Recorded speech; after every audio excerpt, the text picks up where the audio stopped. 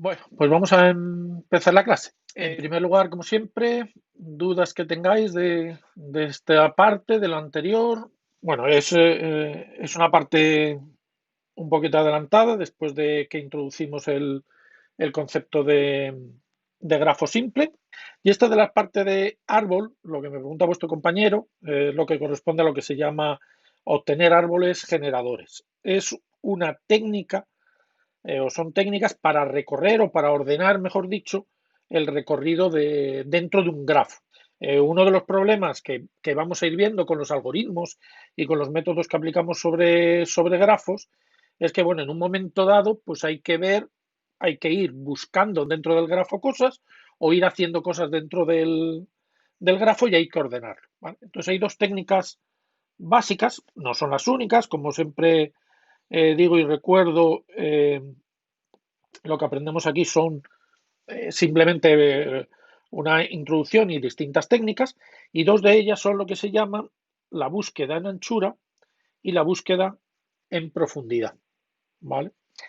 ¿Qué significa cada uno? Bueno, pues lo que significa es que en la búsqueda en profundidad, que voy a empezar por ella, que quizás es la que más se utiliza porque es la que suele venir mejor, lo que vamos a ir haciendo es, a partir de un vértice, nos vamos a mover al siguiente vértice, pero siempre buscando el recorrido más profundo, más largo. Es decir, en lugar de buscar hacia los lados, buscamos hacia abajo. En la búsqueda de anchura hacemos lo contrario. En lugar de ir buscando hacia abajo, vamos a ir buscando hacia los lados. Entonces, por ejemplo, en este grafo que tenéis aquí, el algoritmo o lo que vayamos a hacer nos dirá desde dónde vamos a empezar. Con lo que vamos a empezar ahora lo vamos a hacer con búsqueda en profundidad. ¿Qué es lo que buscaríamos? Pues lo que iríamos moviéndonos a un siguiente nodo. Hasta ahí empezaríamos igual, tanto en profundidad como en anchura. ¿Qué es lo que haríamos en profundidad? En lugar de volver a la y buscar todos los vértices que salen en A, lo que haríamos es siempre ir buscando uno más abajo. Entonces podríamos ir a G. En lugar de volver a H e ir a I, por ejemplo, lo que iríamos siempre buscando es el siguiente en profundidad. Luego podríamos ir aquí, podríamos ir aquí, podríamos ir aquí, podríamos ir aquí. Es decir, lo que vamos siempre es ir hacia abajo y luego podríamos ir aquí. Bueno, los que hayáis visto ya lo que es un árbol, sabréis que un árbol es un grafo que no tiene ciclos, es decir, que no tiene caminos cerrados. ¿Qué es lo que pasa? Que si estoy en B ya no puedo ir a A, porque en ese momento cerraría el camino que estoy construyendo. Por lo tanto, no puedo ir a A. ¿Qué es lo que hago en ese caso? Volver hacia atrás, ¿vale? Y seguir en un recorrido otra vez, primero en profundidad, por donde pueda ir. En este caso, si vuelvo a C, no puedo hacer nada, porque desde C ya no tengo ningún camino por donde ir. Tendría que ir más atrás, a D. Y desde D ya sí podría seguir un camino otra vez primero en profundidad. En este caso solamente tengo una alternativa, porque si voy a D, cierro un camino, no me sirve. Si voy a F, cierro un camino, no me sirve. Con lo cual la única alternativa es ir a E. Y eso es lo que vamos haciendo en la búsqueda primero en profundidad. Es decir, voy todo lo profundo que pueda y cuando no pueda seguir, voy hacia atrás lo mínimo para volver otra vez a bajar. Lo mínimo para volver otra vez a bajar. Eso sería una búsqueda en profundidad. ¿Qué es lo que haríamos en anchura?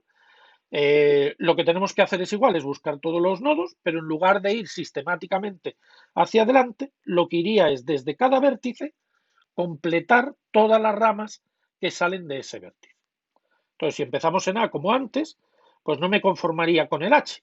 Iría al H y luego iría al B. Es decir, completaría todas las ramas que salen desde el A. ¿Cómo seguiría la búsqueda? Bueno, pues ya me pondría en H o en B y desde cualquiera de ellos haría lo mismo. Por ejemplo, desde H, pues haría lo mismo. Todos los ramas que salen desde E. A partir de aquí ya depende del algoritmo, puedo hacer dos cosas, o seguir por B o seguir por G, pero eso ya lo dirá el algoritmo o el método en concreto. Cualquiera de las dos cosas serían anchura. Podría seguir por B, ¿vale?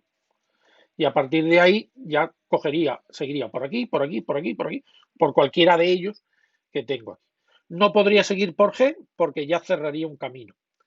¿Podría seguir por I? Sí, podría seguir por I porque me queda el I y L. No podría ir a J, pero sí a L. Tengo que seguir anchura, tengo que seguir el mismo nivel. ¿Puedo seguir desde J? Sí, puedo desde J ir acá. ¿Puedo seguir desde D? Pues creo que ya no, porque desde D no puedo ir acá porque cierro un camino, no puedo ir a F porque cierro un camino, sí puedo ir a D. Y ya desde C, que es el que me quedaba en el siguiente nivel, no puedo ir a D. Y desde E, que es el único que me queda, no puedo. Bueno, cuando acabo, ya sea en anchura o en profundidad, cuando tengo todos los vértices incluidos en el árbol. Obviamente no tengo todas las ramas, porque si tuviera todas las ramas tendría caminos cerrados, pero sí tengo todos los vértices y tengo todos los vértices unidos. Eso es lo que se llama un árbol. Un árbol es un grafo en el que no tengo ciclos contenidos, ¿vale? Y este en concreto se llama árbol generador del grafo. ¿Por qué? Porque contiene a todos los vértices. Es un árbol contenido en el grafo y que contiene a todos los vértices. Me preguntaba Javier sobre los multigrafos y grafos dirigidos. Os voy a comentar el esquema que os lo voy a enviar también por las publicaciones del Meet. Como siempre, es un resumen de todo lo que vamos a ver en esta segunda parte del tema. Bueno, falta un par de cosas, ¿vale? Falta un par de cosas algo más sobre árboles y grafos ponderados, ¿vale? Pero el grueso del tema está aquí representado. El objetivo de lo que estudiamos en esta parte es esta palabra, grafos, ¿vale? ¿Qué es un grafo? Bueno, pues básicamente un grafo es eso. Eso es un grafo, ¿vale? ¿Qué representa eso? ¿Qué puede representar? Pues muchísimas cosas. Puede representar desde un mapa de carreteras, puede representar una red de ordenadores, puede representar relaciones entre personas, vínculos entre personas, lo que comentaba en la parte anterior del tema, una red social, los amigos que están dentro de una red social o de amistades. Pueden representar conflictos entre objetos, entre compuestos químicos, entre fechas. Pueden representar muchas cosas. Por lo tanto, eso es un grafo. Normalmente se representan de esa manera, suelen ser representaciones gráficas en las que representamos las cosas que están relacionadas de una manera o de otra, conectadas, relacionadas, lo que sea, y cuáles son esos. Es tanto una forma de representar información, que puede ser información abstracta o información puramente pura, o pueden representar conexiones físicas entre cosas, ¿vale? Todo eso puede estar representado por un grafo. Esa es la manera habitual en la que representamos los grafos mediante un dibujo. Obviamente eso solamente lo podemos hacer cuando los grafos son pequeños, y estas son las formas en las que trabajamos algorítmicamente, representamos un grafo para poder trabajar con él y para poder definir algoritmos o técnicas sobre ese grafo o estudiar propiedades de ese grafo. La matriz de adyacencia, que ya conocimos en la parte anterior, cuando estudiamos las relaciones, y las listas de adyacencia. Habitualmente es más frecuente en grafos simples, que son los que vamos a estudiar realmente en este tema, excepto para una cosilla. Lo más habitual es trabajar con listas de adyacencia. Pero hay algunas técnicas, algunos algoritmos, algunas propiedades que se estudian mejor sobre las matrices de adyacencia que vimos las semanas anteriores. La semana anterior vimos las relaciones. Y si os acordáis prácticamente, cuando os di la introducción, os dije más o menos las mismas cosas que os estoy diciendo ahora, porque realmente los grafos son u otro tipo de relaciones o un caso particular de relaciones. Por ejemplo, aquí recordábamos que teníamos las relaciones de equivalencia o las relaciones de orden, ¿vale?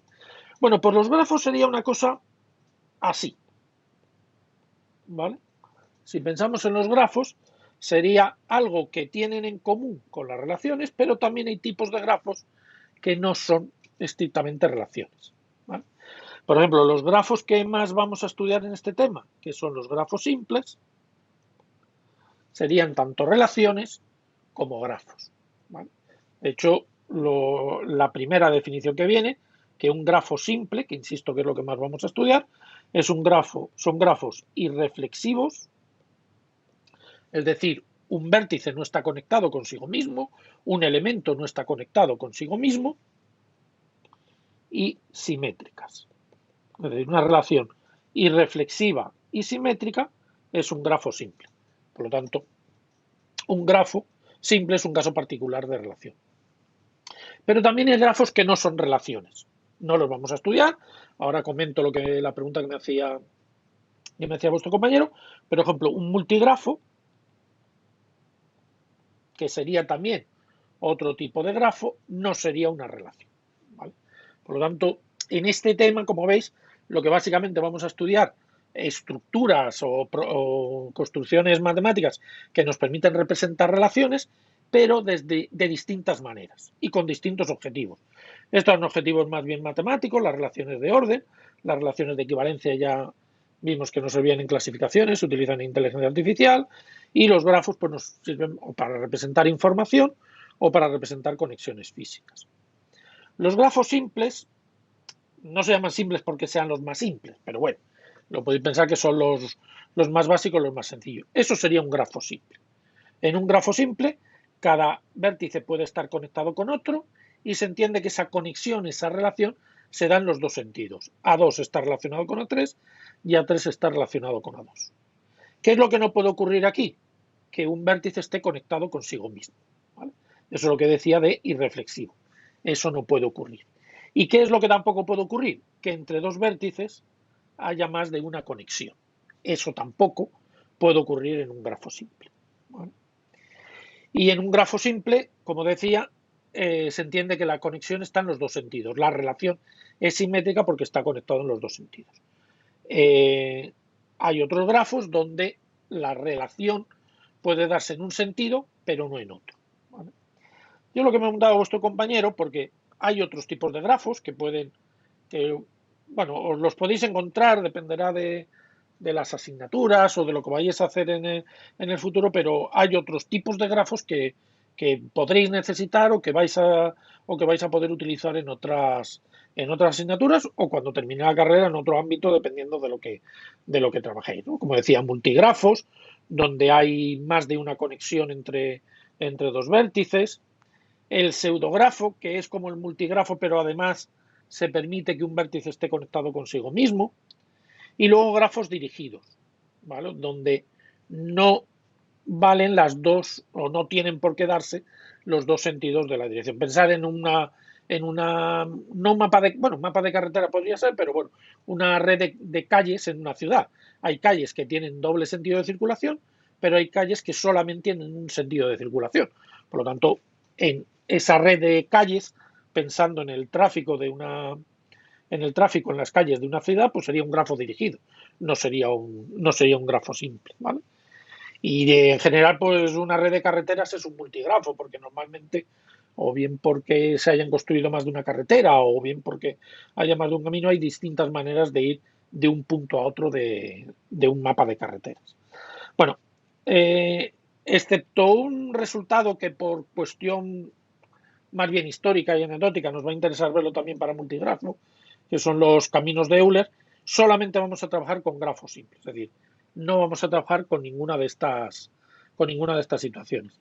Me preguntaba Javier si los multigrafos y los grafos dirigidos son grafos simples. Pues, con lo que acabo de decir, pues ya queda claro de que no, ¿no? Los grafos simples, los multigrafos y los grafos dirigidos no son grafos simples. En el grafo simple no puede darse esta situación de que haya dos aristas entre dos vértices y no hay una dirección entre dos vértices, sino que si hay una conexión, se entiende que la conexión va en los dos sentidos. ¿Vale? Eso sería un grafo simple. Me pregunta Javier, entonces en el ejercicio 1, el apartado A no tendría solución. Efectivamente, los ejercicios 1 y 2, nos preguntan si esos grados de vértices pueden darse en un grafo simple. Y efectivamente el apartado A, vamos comentando porque ya me lo está preguntando Javier, estos grados no podrían darse en un grafo simple. ¿Por qué? Porque si tenemos un grafo simple, un vértice no puede estar conectado consigo mismo, ¿vale? Este vértice que tiene aquí grado 4, el grado es el número de aristas que salen de ese vértice, no puede darse en un grafo simple. En este grafo simple, porque si tengo 1, 2, 3 y 4 vértices, como mucho, el grado de cada vértice, como mucho puede ser 3.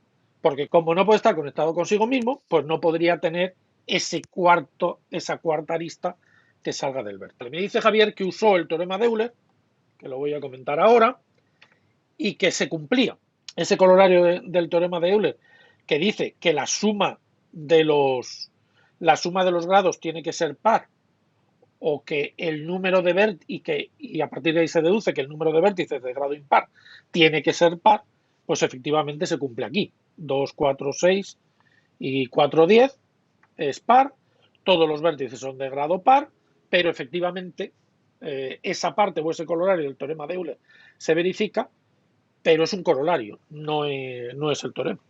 Y efectivamente como pasa con muchos teoremas, es una implicación.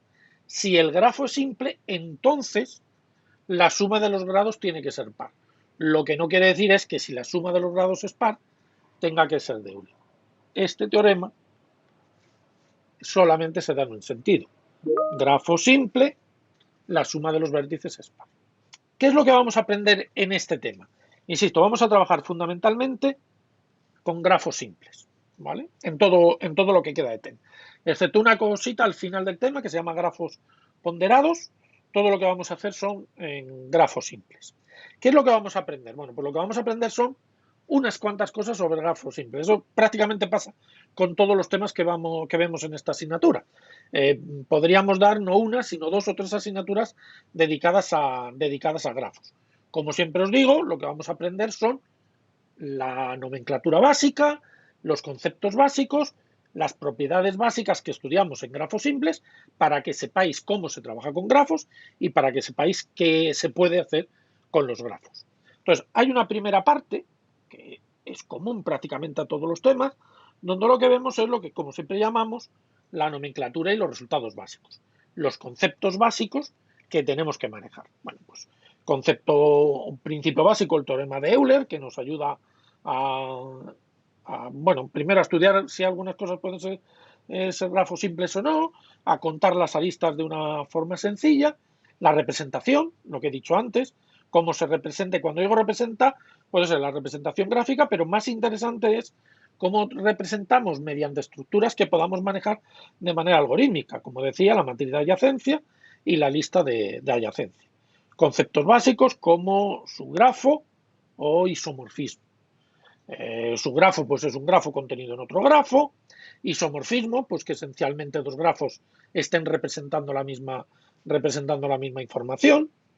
Un tipo particular, que ya lo he presentado antes con la pregunta que me ha hecho vuestro compañero de los árboles, ¿vale? Que se utiliza para ordenar la información en el recorrido dentro de un árbol, y luego tiene una entidad propia, por ejemplo, para estudiar lenguajes sintácticos, pues esos lenguajes sintácticos se estudian con un tipo de grafo simple que se llama árbol, y eso también lo veremos más adelante, ¿vale? Y he dejado para el final de todo lo que viene aquí en este primer bloque la palabra conexión. Porque cuando he hecho este árbol, pues el principio este de conexión, cuando estaba pensando cómo hacer este mapa, pues estuve dudando si ponerlo aquí o ponerlo realmente como una parte central del tema. ¿Por qué?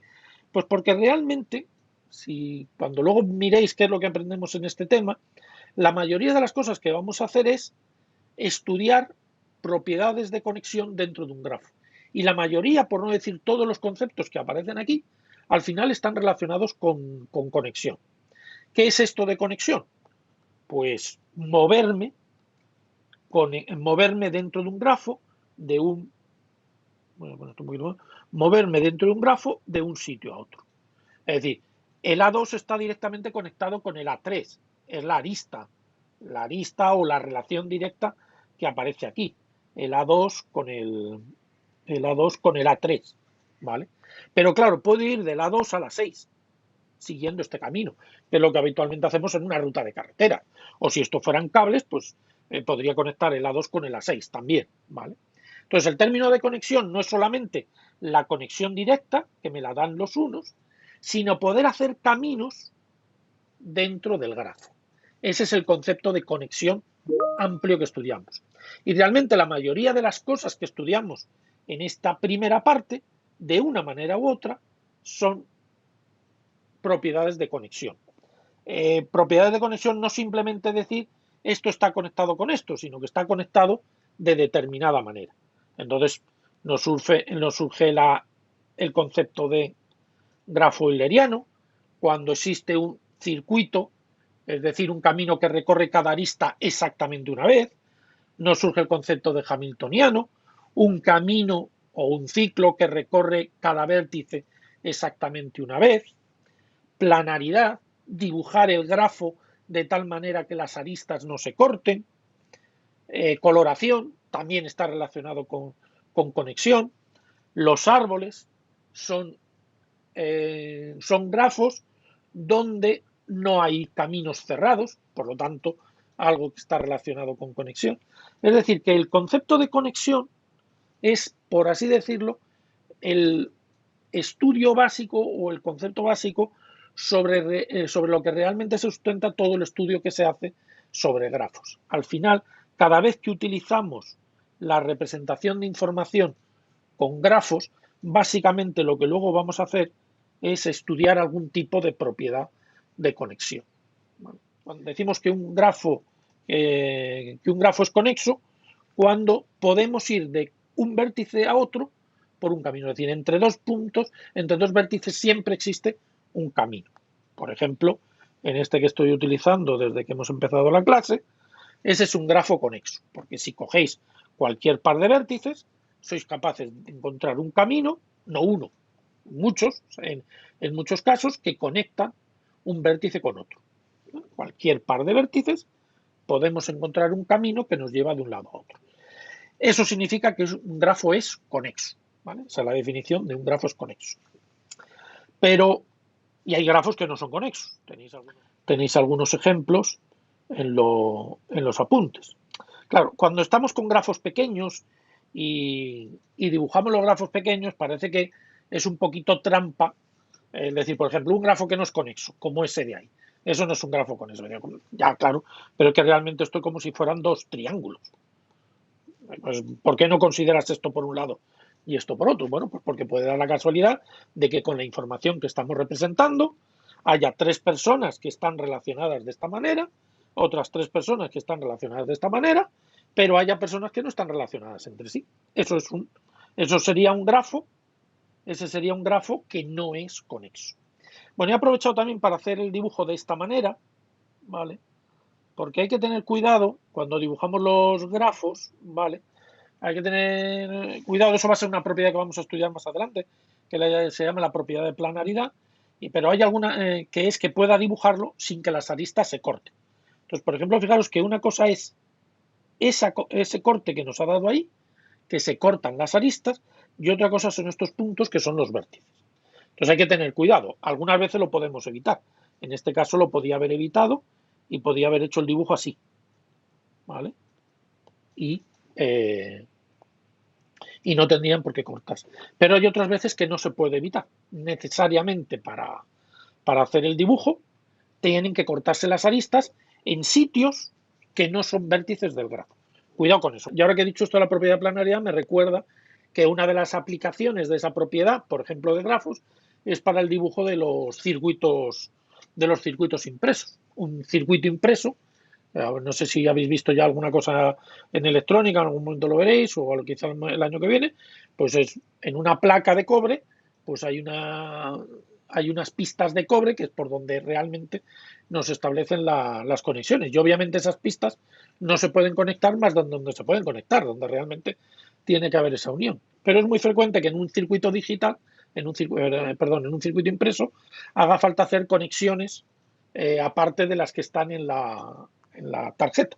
Y por eso se ponen cablecitos puenteando cuando tengo que pasar una pista, pero luego me hace falta que pase por encima. Entonces ahí es importante la propiedad de planaridad para saber si tengo que utilizar ese tipo de puentes que son malos. ¿Por qué? Porque son soldaduras y las soldaduras son peores. Entonces, como veis, los grafos nos los podemos encontrar en muchos contextos. Bueno, volviendo a la pregunta que me hacía vuestro compañero. ¿Cómo estudiamos si un grafo es conexo? Obviamente, si el grafo es pequeño, se ve a simple vista. Este grafo se veía a simple vista que no era conexo, ¿vale? Lo podía separar perfectamente y dejar unos vértices por un lado y otros vértices por otro. Pero ¿y si me hubieran dado esto? ¿Vale? ¿Cómo veo yo ahí que ese grafo es... ¿Cómo veo yo ahí si ese grafo es conexo o no lo es? O aquí, ¿cómo veo yo ahí si ese grafo es conexo o no lo es? ¿Vale? Hay dos métodos para hacerlo. Bueno, puede haber más, ¿no? Pero bueno, yo en los apuntes os hemos incluido dos métodos para hacerlo. Y uno de ellos es utilizando las potencias sucesivas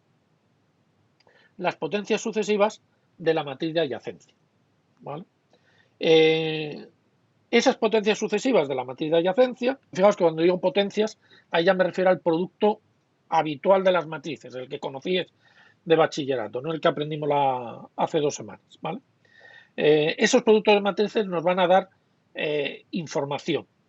Cuando multiplicamos dos matrices, ¿vale? Nos salen aquí unos numeritos. ¿Y esos numeritos qué significan? Pues, por ejemplo, este numerito 2 significa que hay dos caminos que unen el vértice 1 con el vértice 3. Dos caminos distintos que nos unen, esos dos vértices. Si multiplicamos, lo elevamos al cubo, lo multiplicamos 3 veces, pues nos darían el número de caminos que unen esos dos vértices, me he olvidado de decir una cosa, con 3 pasos, es decir, con 3 aristas.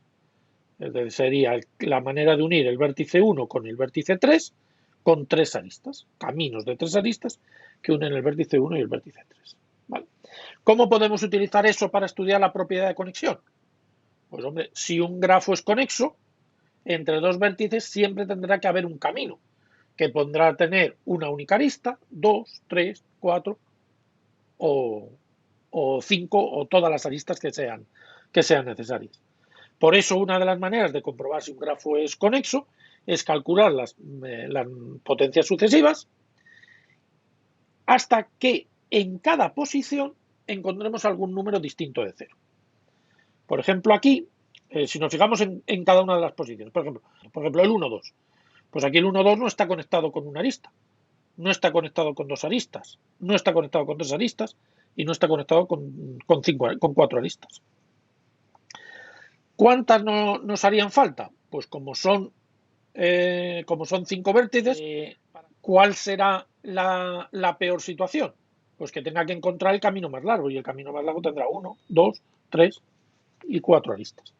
Por lo tanto, realmente, con calcular una potencia menos del número de vértices sería suficiente. Es lo que me preguntaba Javier, que hasta qué potencia tendríamos que llegar. Pues, si puedo encontrar un camino de 5, pues seguro que puedo encontrar un camino de 4, porque en el peor de los casos lo que sería llegar de un vértice a otro pasando por todos los del medio. ¿Vale? Entonces, en el peor de los casos, me harán falta 4 aristas. Por lo tanto, la potencia será n menos 1.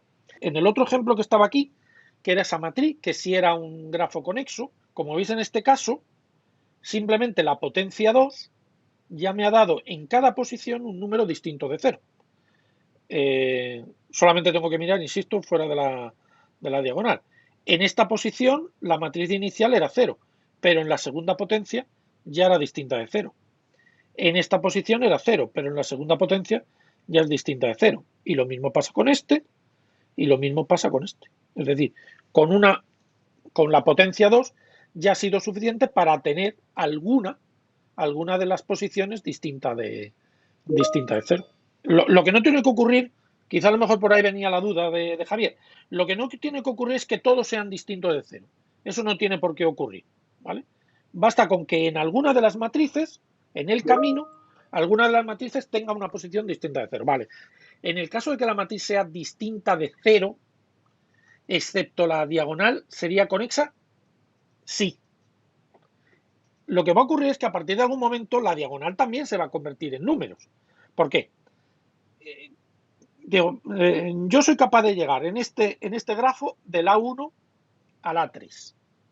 Por lo tanto, si vuelvo por el mismo camino, ya he conectado el A1 con el A1. Es decir, en el momento que tenga que puedo ir del A1 a la 2, puedo volver de la 2 a la 1. ¿En qué único caso no voy a poder hacer eso? En el caso en el que el vértice está aislado. Esta sería, imaginaos este grafo. Imaginaos en este grafo. Va a ser el único caso en el que no voy a encontrar un camino que me vaya de aquí a aquí y luego vuelva. Pero es que tampoco lo soy capaz de encontrar de aquí a aquí. Es decir, que ese sería el único caso. En el momento en el que el grafo sea conexo, voy a tener caminos que me conectan el vértice consigo mismo. ¿Por qué? Porque voy a poder ir al otro vértice y volver automáticamente, que es lo que ocurre, pues por ejemplo aquí, como veis, aquí enseguida la diagonal se ha hecho distinta de cero. Por lo tanto, de la diagonal no me tengo que preocupar. Realmente lo que me va a afectar es lo demás. ¿Vale? Entonces la diagonal va a salir distinta de cero. A partir de un momento va a salir distinta de cero. Y si veis eso es lo que ha ocurrido, fijaros en el primer paso. En el otro ejemplo que no es conexo, ¿vale? Este grafo no era conexo, pero en el primer paso ya la diagonal se ha hecho distinta de cero. ¿Vale? Luego habrá otro momento que la diagonal vuelva a tener elementos. Esto significa que hay caminos que me une el 2 con el 2, pero no de longitud 3, simplemente. ¿Vale? Tienen que ser al menos de longitud 2 o 4. ¿Vale? Pero veis, luego aquí otra vez vuelve a ser distinta de cero. Por lo tanto, de la diagonal no preocuparos, porque la diagonal se va a rellenar en el momento que tenga una arista que salga del vértice. Si salgo del vértice, puedo volver, ya tengo un camino. Muchas de esas dudas que os surgen, pensad en lo que significa la matriz. No os quedéis solamente, porque de hecho, insisto, no es para lo que más se usa esta matriz, puesto que os estaba explicando que ahora continúo un método más sencillo para demostrar que el grafo es conexo. Entonces, lo que os tenéis que quedar con esta matriz no es solamente que es un método para demostrar que es conexa. Por supuesto que es un método que lo podemos utilizar para demostrar que es conexa. Pero la verdadera utilidad de esta matriz es contar los caminos. Contar los caminos que van de un vértice a otro. Caminos de longitud 2, caminos de longitud 3 y así sucesivamente. Y es para lo que realmente se utilizan estas potencias sucesivas, para contar caminos. En particular, como decía, como consecuencia podemos demostrar si es conexo o no, pero no es la forma más sencilla. La manera más sencilla de demostrar que un grafo es conexo es utilizando lo que he dicho prácticamente al principio, con una de las dudas que me preguntaba vuestro compañero, es encontrar un árbol generador. Porque ¿qué es lo que voy a hacer al encontrar un árbol generador? Si soy capaz de encontrar un árbol generador, lo que voy a tener es un árbol, que incluya todos los vértices. Pero es que en el árbol, por la estructura propia del árbol, me va a permitir conectar cada vértice con... Fijaos que aquí, ¿vale? Podría hacer esa búsqueda. Primero, en este caso me daría lo mismo primero en profundidad que primero en anchura. Lo voy a hacer primero en profundidad, pero lo podríamos hacer de la otra manera. ¿Qué es lo que diría? Bueno, pues voy a empezar en A1 y de A1 voy a ir recorriendo voy a ver si soy capaz de recorrer todos los vértices. Pues del A1 voy a la 2. Ya he recorrido la arista A1 a 2. De la 2 voy a la 3. Ya he recorrido la arista A3. De la 3 no vuelvo a la 1 porque cerraría el camino. Como estoy buscando un árbol generador, iría al siguiente que no me provoca el camino. Es decir, de la 3 voy a la 4. Ya he recorrido la arista A3. De la 4 iría a la 5, ¿vale? De la 5 no puedo volver a 3 porque ya cerraría el camino, voy a la 6, ¿vale? De la 6 no puedo volver al 1 porque cerraría el camino, así que voy a la 7. Y de la 7 y ya he terminado. Es decir, en este caso, fijaros que he encontrado un árbol, pero que además es un árbol que se llama árbol rama, porque con un único recorrido, con una única rama, lo recorro todo. A ver si, lo he hecho sobre la tabla para que veáis que esto se implementaría sobre una tabla y lo podríamos hacer con esa estrategia que acabo de hacer. ¿Cuál es el camino, que en este caso coincide con el árbol que coincide con el camino, como lo queráis decir que he construido? Pues he dicho, de la 1 he ido a la 2, de la 2 he ido a la 3, de la 3 he ido a la 4, de la 4 he ido a la 5, de la 5 he ido a la 6 y de la 6 he ido a la 7. ¿Vale? Entonces, a la vez que he encontrado el árbol generador, eso es un árbol generador, que lo he hecho con una búsqueda primero en profundidad, he encontrado un camino que me une a todos. ¿Vale? Esa sería la manera más eficiente de implementar una demostración de conexión o de buscar o de demostrar que un grafo es conexo. Fijaos que ese camino me incluye todos los caminos que me conectan. Es decir, ¿por qué esto me sirve para demostrarlo? Porque dentro de ese árbol me puedo olvidar de las otras ramas porque en ese árbol ya tengo todas las conexiones. ¿Puedo ir de la 1 a la 2? Sí, por aquí. ¿Puedo ir de la 7 a la 3? Por aquí. ¿Puedo ir de la 5 a la 2? Por aquí. Es decir, solamente con este árbol puedo encontrar caminos que me unen los vértices del grafo. Por lo tanto, demostramos que es conexo. Me pregunta Lucía si puedo hacer lo mismo con anchura. Sí, empezarían a la 1 y ¿qué es lo que haríamos? Haríamos a 1, a 3, a 7 y a 6. Es decir, de la 1, ¿qué tendría que añadir? Todas las ramas. A esto os tenéis que acostumbrados. Si veis el vídeo del algoritmo de Geert-Holzer, lo veréis. Las aristas en la lista de adyacencia, las aristas están representadas dos veces. A1, A2 es la misma arista. Esta arista y esta arista la misma. ¿Vale? Por lo tanto, aquí las aristas aparecen siempre dos veces. Por eso cuando he dicho la arista A1, A2, A1, A3, A1, A6, A1, A7, la tacho aquí y la tengo que tachar en los correspondientes. A2, A3, A6 y A7. Si no, no he marcado la arista que he utilizado. En el recorrido primero, siguiendo con la búsqueda primero en anchura, ahora me iría al primer hijo de todos esos que he recorrido, el 2, el 3, el 5, el 6, me iría al primero. Normalmente estas búsquedas, primero en anchura, primero en profundidad, llevan implícito un orden en los vértices, porque eso de primero conlleva que tengo que decir cuál es el primero entre todas las opciones. Si voy desde la 1, ¿cuál es la primera opción? ¿El 2, el 3, el 6 o el 7? Si no hay un orden, puedo elegirlo aleatoriamente, pero lo normal, y siempre que hacemos implementaciones, lo normal es establecer un orden. En este caso, pues voy a utilizar el de los subíndices, y es el que estoy utilizando. Otra vez, pues, si pongo letras simplemente, pues el orden lexicográfico, el orden alfabético, ¿vale? Entonces, en este caso, para seguir primero en profundidad, primero en anchura, iría a la 2. Pero claro, de la 2 que tendría que ir a la 3, no puedo hacerlo porque ya tendría un ciclo. A2 a 3, el A2 a 3 y a través de la 1 tendría un ciclo. Por lo tanto, no puedo ir a 3. El siguiente que puedo recorrer es el A3. Y desde la 3 sí puedo ir a la 2, no puedo ir porque tendría un ciclo, pero al 4 y al 5 sí podría ir. ¿Vale? Con lo cual, al 4 y al 5 sí podría ir. Que sería 4 y 5. Y ya los tengo todos. Fijaos que aquí lo importante para tener el árbol generador es que ya tenga marcado todos los vértices. Y como veis ya tengo todos los vértices. Lo tenía el A1, el A2, el A3, el A4, el 6 y el A7. Todo, ¿Cómo vemos eso? ¿Por qué sé que es eso? Porque en cada columna tengo marcada una arista. Entonces, si tengo marcado ese A2, es porque ya tengo la 1. Si tengo marcado este 3, es porque ya tengo la 4. Por lo tanto, en el momento que tengo todas las columnas con alguna marca, quiere decir que ya he recorrido una arista y por lo tanto ya tengo todos esos vértices. Con lo cual, en el momento que he añadido, el último que he añadido, que era la 3 y la 4, el 4 y el 5, este y este, ya los tenía todos añadidos. ¿Vale? Aquí fijaros que me sale un árbol distinto, ¿vale? Pero también es un árbol generador, porque este árbol también nos da la información de conexión. Bueno, es parecido a lo que decía antes. Es decir, tengo un camino que une, yo qué sé, A2 con A5, ¿vale?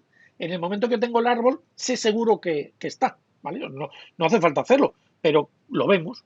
De A2 voy a la 1, de la 1 voy a la 3 y de la 3 voy a la 5. Es decir, en el momento que tengo un árbol generador, dentro de ese árbol tengo caminos que me une cualquier par de vértices. Sin necesidad de utilizar el resto de las aristas. Pues tengo más caminos, obviamente, pero el árbol generador, digamos que me da lo mínimo. No me tengo que fijar en todo, sino que me fijo en eso básico.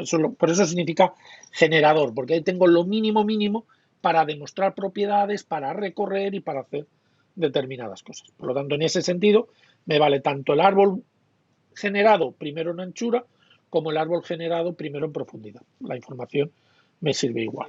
Bueno, eso es estrictamente la propiedad de conexión. Cuando yo antes decía que de alguna manera la conexión es lo que es central a todo lo que estamos estudiando en el tema, no me iba a todo lo que vamos a hacer es estudiar la propiedad de conexión, sino que la conexión significa encontrar caminos entre dos vértices y es lo que es común a muchas de las cosas que vemos aquí, ¿vale?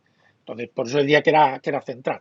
Porque lo otro que voy a ir comentando ahora es decir, no buscar un único camino, sino un camino que verifique tal cosa, ¿vale? Y eso es lo que tenemos pues con lo que mencionaba aquí. Esta semana nos quedamos en grafo euleriano y grafo hamiltoniano, ¿vale? En esta semana, bueno, entre la semana anterior y esta semana, lo que veíamos eran las propiedades básicas y grafo euleriano y grafo hamiltoniano. ¿Qué es un grafo euleriano? Un grafo euleriano es cuando soy capaz de encontrar un camino cerrado que incluya a todas las aristas.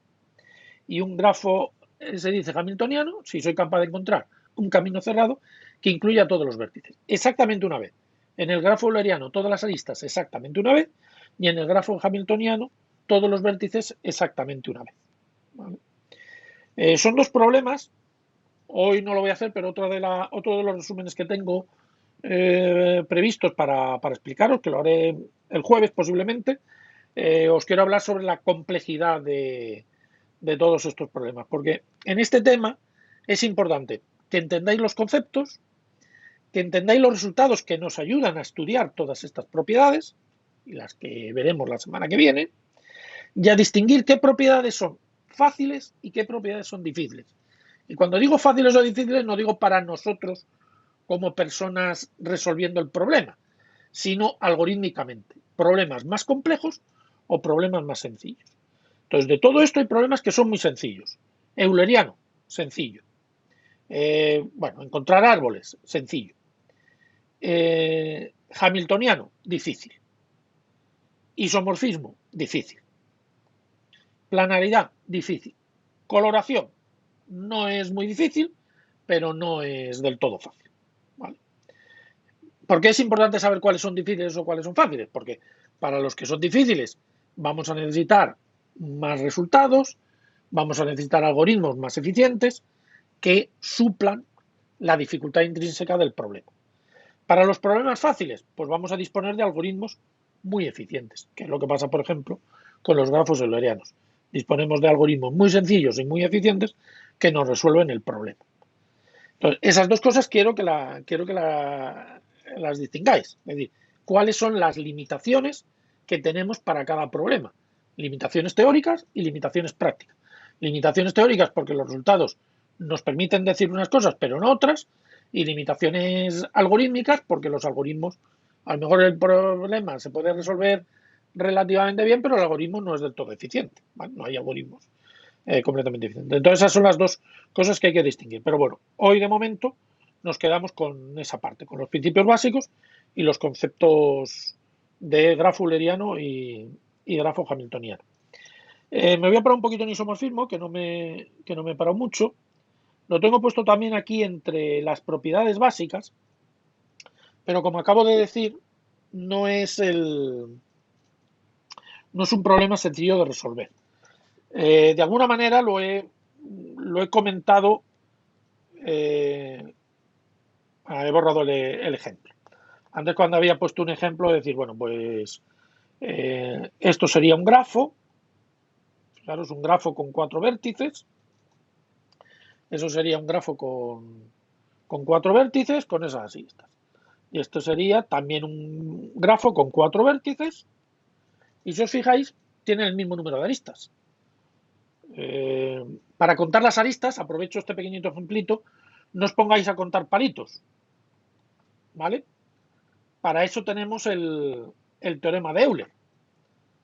3 y 3, 6 y 3, 9 y 3, 12. 12 entre 2, 6. Eso es el teorema de Euler.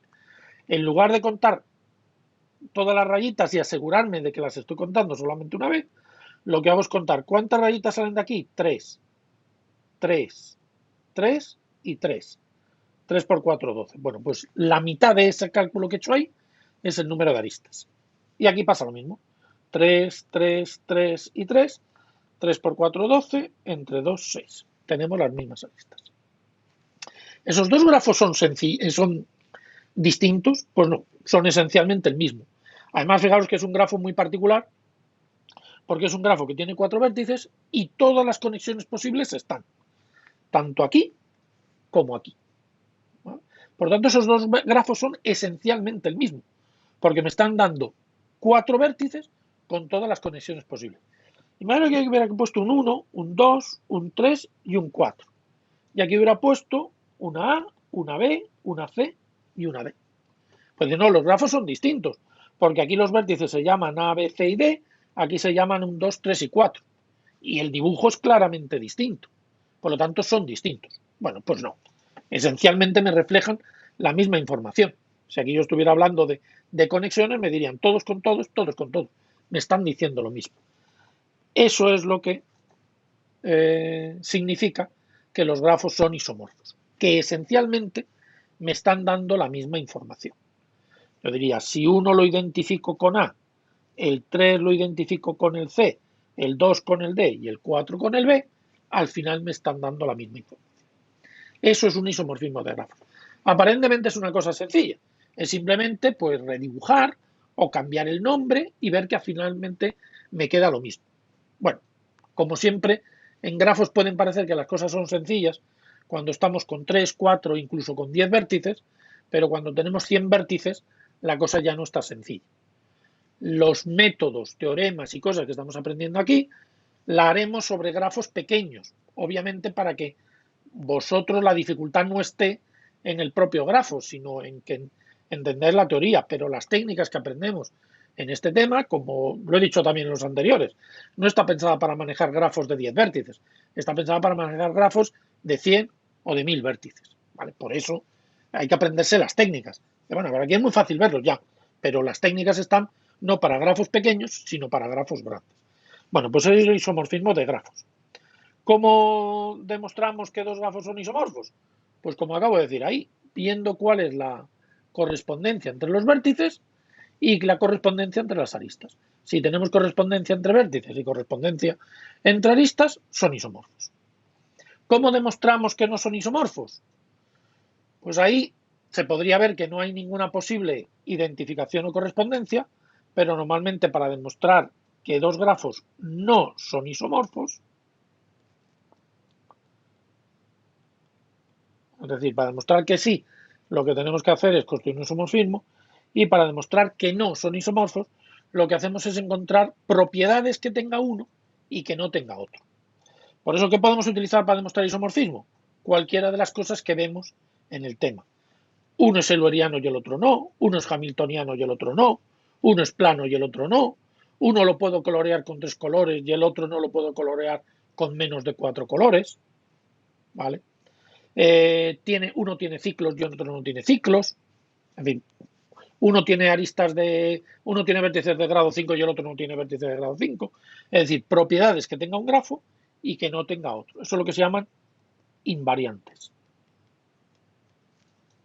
Bueno, por eso el tema de la parte de isomorfismo es un poco transversal. A medida que vamos aprendiendo propiedades de los grafos, tenemos más invariantes que podemos utilizar.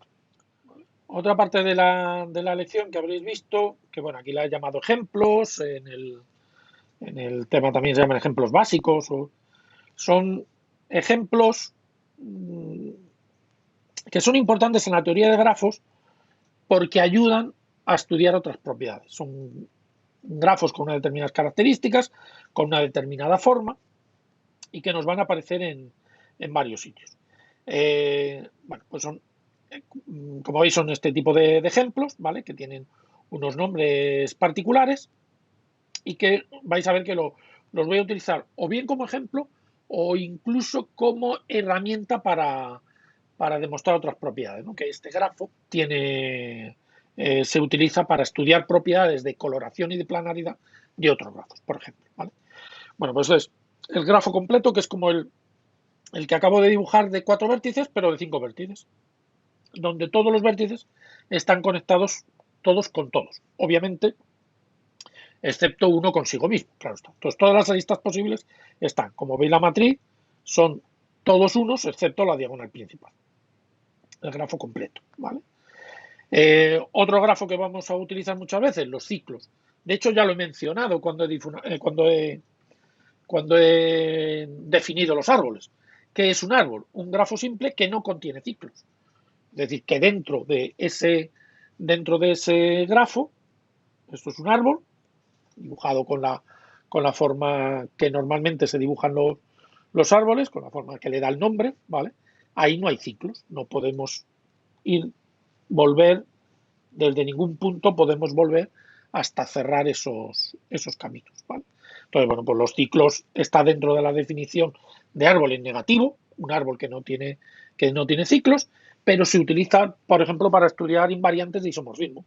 ¿Cuántos ciclos de longitud 3? ¿Cuántos ciclos de longitud 4? Que lo podemos hacer, por ejemplo, con el producto de matrices o directamente sobre el dibujo. Bueno, pues un ciclo es esto. Es simplemente pues, lo que dibujabais en el colegio de los polígonos. Pues esos son los ciclos. De 5, 6, 7 vértices, los que sean.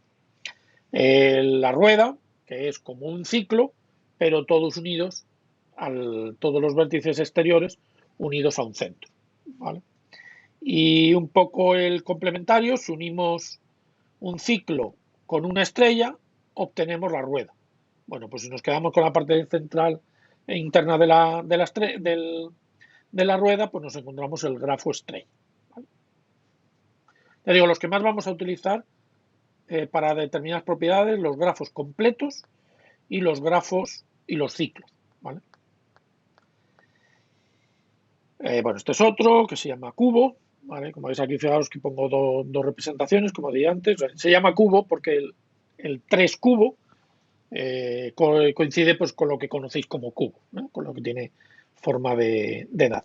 ¿Vale? A partir de ahí podrían ser cubos con las aristas representadas por 4, 5 o cadenas de la longitud que sea. ¿Vale?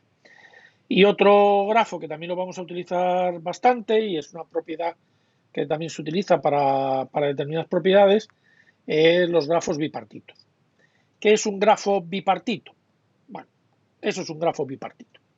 Un grafo bipartito es un grafo donde puedo separar los vértices en dos conjuntos, de tal manera que las conexiones se producen entre vértices de las dos partes. Esta sería una parte y esta sería otra parte, por eso es bipartito, tiene dos partes, pero dentro de cada parte no hay aristas. Como veis, en la 3, en la 4 y la 5 no hay aristas. A1, A2 no hay aristas. ¿Dónde están las aristas? Entre vértices de una parte y vértices de otra. Ese es un grafo bipartito. Si están todas las posibles aristas entre las dos partes, como ocurre aquí, el 1 está conectado con el 3, 4 y 5, el 2 está conectado con el 3, 4 y 5, decimos que es un grafo bipartito completo. ¿Vale? A ese es al que denotamos, este sería K32 o K23, me da exactamente igual. ¿Vale? Ahí ponemos, eso significa un grafo completo, de ahí viene la K, donde una parte tiene 3 vértices y otra parte tiene 2 vértices. Me da igual el orden en el que lo escribáis. ¿Vale? Y todos los de una parte están conectados con todos los de la otra parte. Como veréis, hay varios ejemplos donde os pido estudiar si un grafo es bipartito o no es bipartito. ¿Vale? Bueno, y su grafo que ya lo había mencionado. ¿Vale? Como veis, en esta primera parte hay mucha nomenclatura, definiciones, pues que tenéis que acostumbraros, vértice, arista, camino, camino cerrado, ciclo, circuito, todas esas cosas las tenéis que tener claras. La teoría de grafos se inició realmente con dos problemas. Hay dos padres, Euler y Hamilton, que dan nombre a eso que he dicho, el grafo euleriano y el grafo hamiltoniano. Y Euler fue el que se considera padre de la teoría de grafos y todo surgió a partir de un pasatiempo. De hecho, pues muchas de las cosas, o algunas de las cosas que vamos a hacer, os van a sonar a pasatiempos. Hay un pasatiempo por ahí, creo que era algo así, ¿no? Y que decía, a ver si somos capaces de recorrer este dibujito, pero sin pasar dos veces por el mismo sitio. Entonces, veréis que hay pasatiempos, podéis encontrar por ahí a pasatiempos o rompecabezas de estos que periódicamente surgen en Internet, virales, que muchos están basados pues, en problemas de teoría de grafos, ¿no?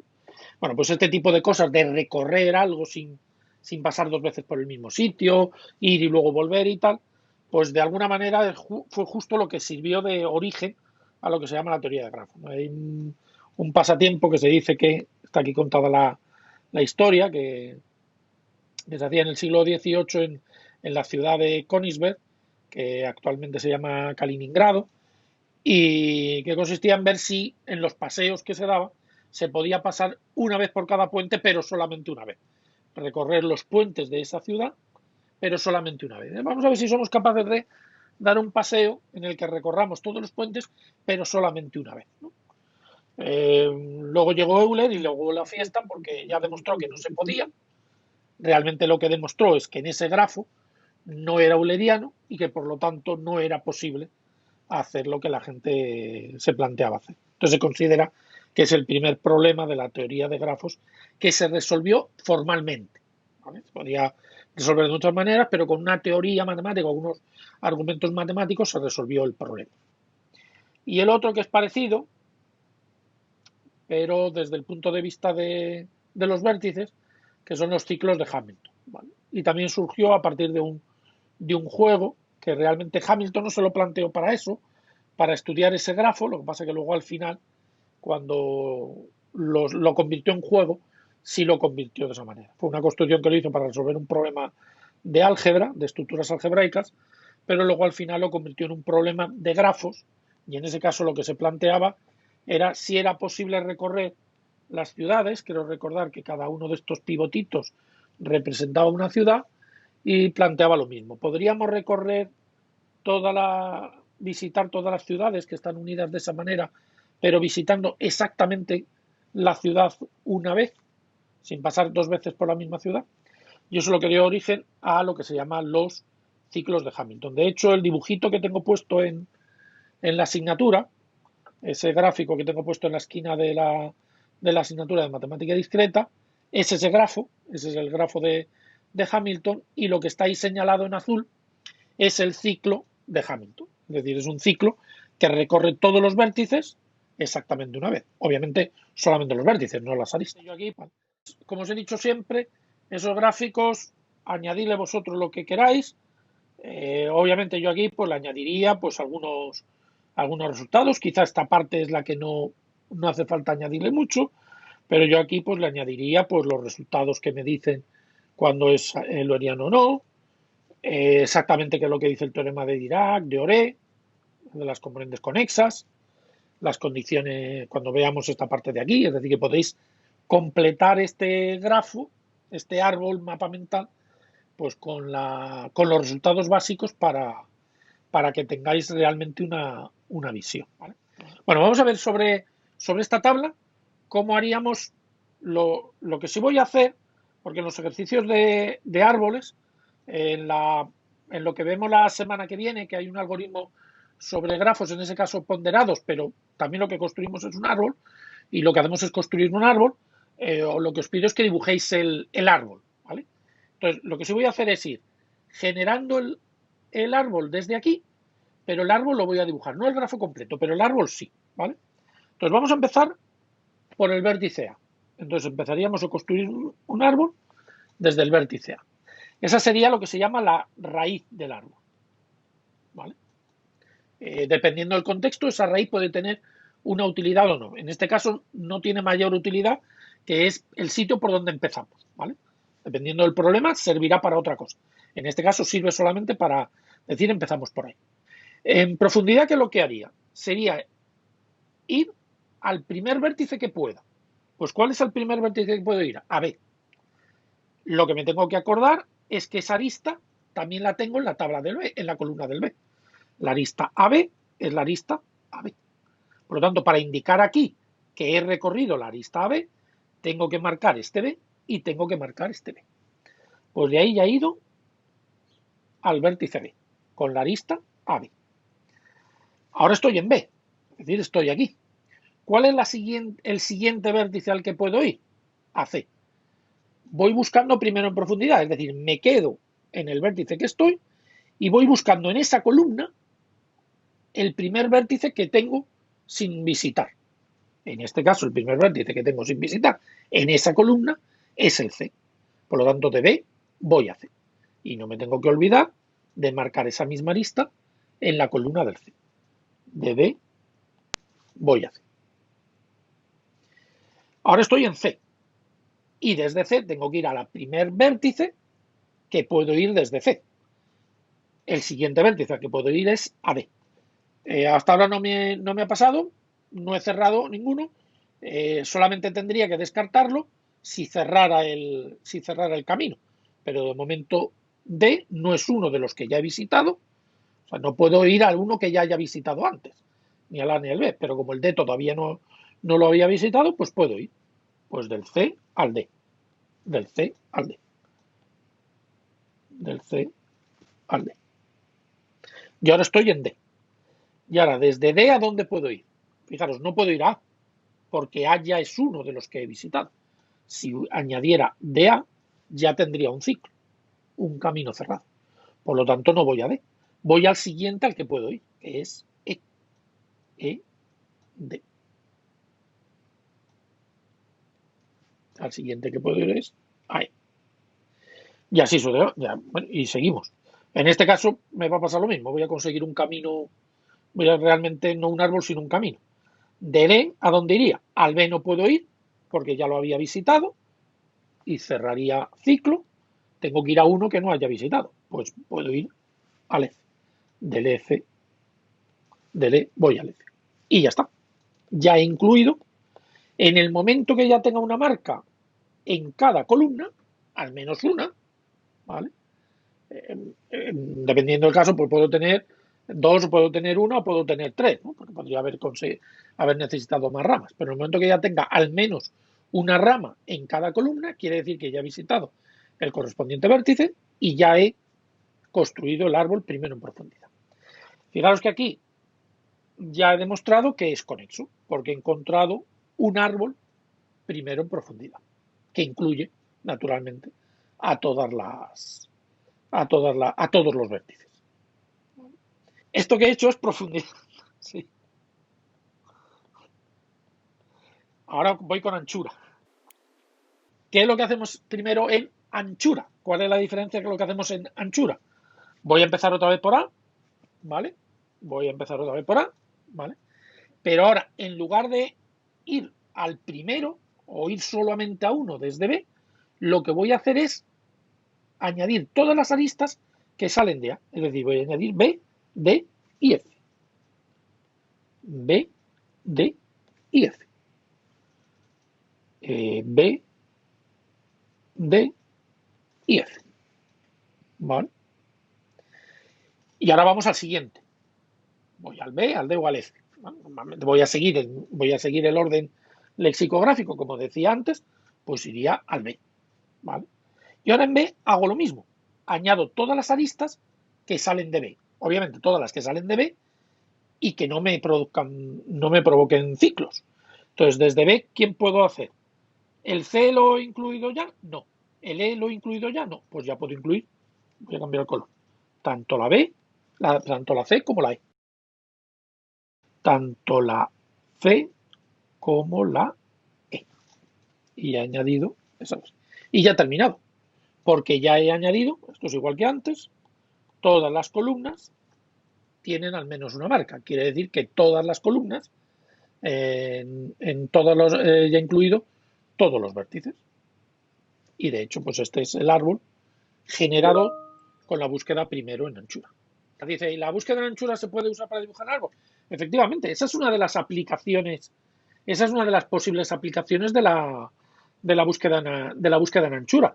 Empezamos a añadir una parte del grafo, que sería este árbol generador, y a partir de ahí añado las aristas que me quedan, ¿vale? Entonces ahora, ese ya no sería el árbol, pero ahí diría, bueno, ahora me falta CD. Voy a ponerlo en verde para que quede claro. Pues añado CD. CD. Me hace falta también CF. Pues CF. CF. CF. Me hace falta ED y me hace falta EF.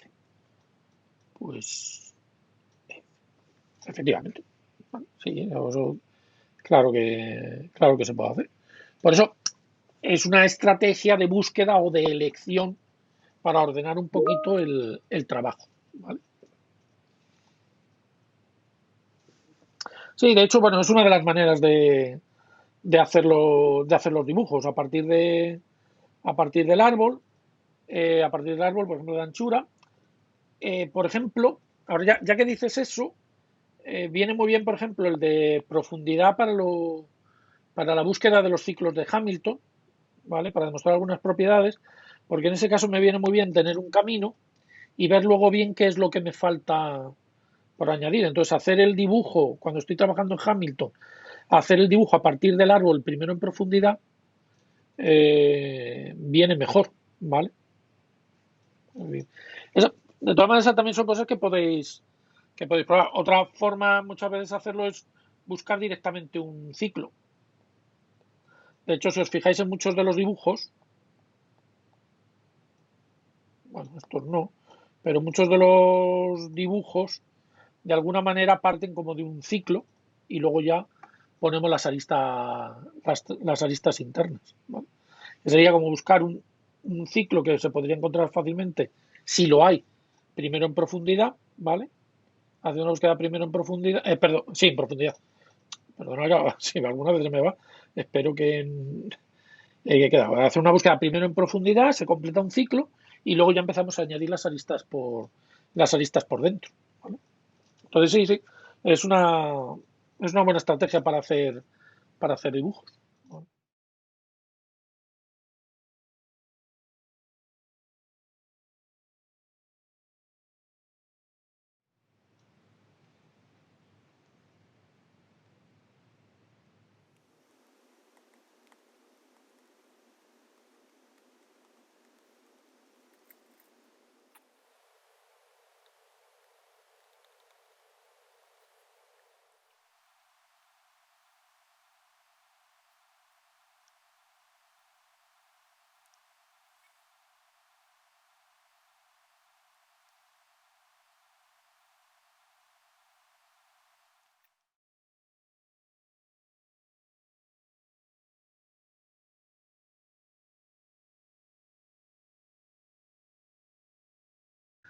Estaba mirando el 6 es el interesante para las búsquedas en profundidad y en anchura. Este es el interesante para hacerlo sobre la tabla, porque hay en sitios en donde tenemos que ir hacia atrás, ¿vale? Con lo cual, este es el bueno para que tengáis a entender cómo se hace la búsqueda en profundidad y en anchura sobre una lista adyacente.